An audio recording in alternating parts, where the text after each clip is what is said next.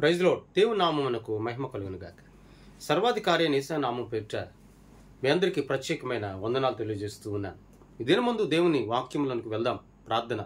కృపగలిగిన దేవానికి స్తోత్రాలయ్యా. ఈ దినమును ప్రత్యేకముగా నీ వాక్కును జ్ఞాపకం చేసుకొనగలిగే ఆసక్తిని మాకు దయచేయి. తోడై ఉండండి, నడిపించమని యేసయ్య నామమును అడుగుచున్నాము తండ్రి. ఆమేన్. దేవుని వాక్యములకు మనం వెళ్దాం. సామెతల గ్రంథం 7వ అధ్యాయం, ప్రసంగి గ్రంథం 7వ అధ్యాయం 13వ వచనాన్ని మనం చదువుదాం. దేవుని క్రియలను ధ్యానించము, ఆయన వంకరగా చేసిన దానిని ఎవరు చక్కపరచును. ఈ మాట ఈ ఉదయకాల సమయం ముందు మనం జ్ఞాపకం చేసుకుందాం. దేవుని క్రియలు చాలా శ్రేష్టమైనవి, అమూల్యమైనవి. ఆయన చేసినటువంటి ప్రతి క్రియ కూడా, ప్రతి పని కూడా అద్భుతమైనది అని లేఖనాలు సెలవిస్తుంది. ఇక్కడ అంటాడు కదా, దేవుని క్రియలను ధ్యానించుము, ఆయన చేతి పనిని ధ్యానించుము. ఆయన వంకరగా చేసిన దానిని ఎవరు చక్కపరచగలరు?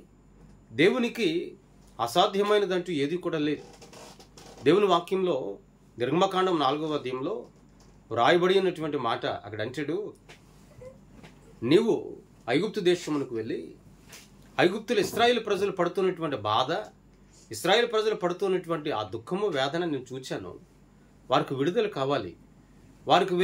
అక్కడికి వెళ్ళి వారిని విడుదల చేయము, నేను నీతో ఉంటాను అని మోషేతో దేవుడు చెప్పినప్పుడు మోషే అంటాడు, నాకు నాలుక మాంద్యం కలిగి ఉందయా, నేను వెళ్ళలేను అని అంటే, ఆ 4వ అధ్యాయంలో అంటాడు, కుంటివారిగా, గుడ్డివారిగా కాలిచ్చిన వాడిని నేనే కదా, ఈ రీతిగా చేసిన వాడిని నేనే కదా అని చెప్పి దేవుడు మోషేతో మాట్లాడుతున్నటువంటి సందర్భం 4వ అధ్యాయంలో చూస్తూ ఉన్నాం.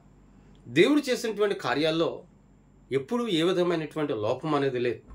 తగిన దినాన, తగిన కాలాన, తగిన సమయాన ఎందరూ అవమానించబడిన వారు, ఎందరూ నిందించిన వారు ఉన్నారు, వారందరి మధ్యలో కూడా ఆయన అద్భుతమైనటువంటి కార్యమును జరిగించే దేవుడు.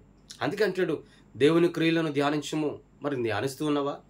ఈ రోజుల్లో మనుషుడు చేసిన దాన్ని బట్టి సబాష్ అని పిలుస్తూ ఉన్నావు, మనుషుడు చేసింది అద్భుతం అంటూ ఉన్నావు, మనుషుడి మాట గొప్పది అంటూ ఉన్నావు.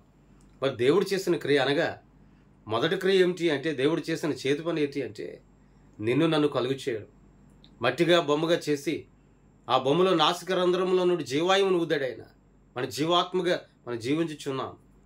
ఆయన చేసినటువంటి పని, దేవుడు నీకు ఇచ్చినటువంటి అవయవాల్లో ఏది కూడా లోపం లేకుండా, ఏది కూడా వంకరతనమది లేకుండా దేవుడు నేను నిలబెట్టి ఉన్నాడు. ఏనాడైనా నువ్వు ఆలోచించావా? ఏనాడైనా ఉద్దేశించావా? మనిషిని కలుగు చేయడమే కాదు, మనిషిని భూమి మీద నిలబెట్టడమే కాదు, నువ్వు ప్రతి దినము బ్రతుకుతూ ఉన్నావంటే కేవలం అది దేవుని కృప, ఆయన కార్యం. అది ఆయన చిత్తము లేనిదే, ఆయన మహిమ లేనిదే, ఆయన ప్రేమ లేనిదే ఏ మనుషుడు కూడా భూమి మీద వర్ధిల్లడు, నివసించలేడు, నిలకడగా ఉండలేడు. మరి ఈనాడు నా దేవుని కృప ద్వారా నీవు నేను బ్రతికి ఉన్నాం. అందుని బట్టి ఆయన చేతుల ద్వారా చేసిన ప్రతి క్రియను కూడా మనం ధ్యానించాలి, ఆలోచించాలి.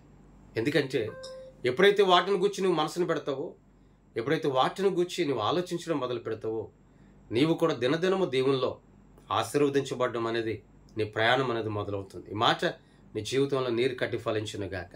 ప్రార్థన. కృప కలిగిన దేవానికి స్తోత్రాలు. ఆశ్చర్యకరుడ వందనాలయ్యా. ఈ దినమందు ప్రత్యేకముగా ఈ మాటలను విని గ్రహించి గమనించగలిగే కృపను మాకు దయచేస్తున్నందుకు స్తోత్రాలు. వినిన మాట ద్వారా నీరు కట్టి మా జీవితంలో ఫలింపు చేయండి. తోడై ఉండండి, ఆదరించండి, బలపరచండి, శక్తిని దయచేయమని, నడిపించమని యేసయ్య నామమున అడిగి వేడుకొనుచున్నాము తండ్రి. ఆమేన్. దేవుని సన్నిధి మీ అందరికీ సదాకాలం తోడైండి నడిపించును గాక. ఆమేన్. మీ అందరికీ వందనాలు తెలియజేస్తాను.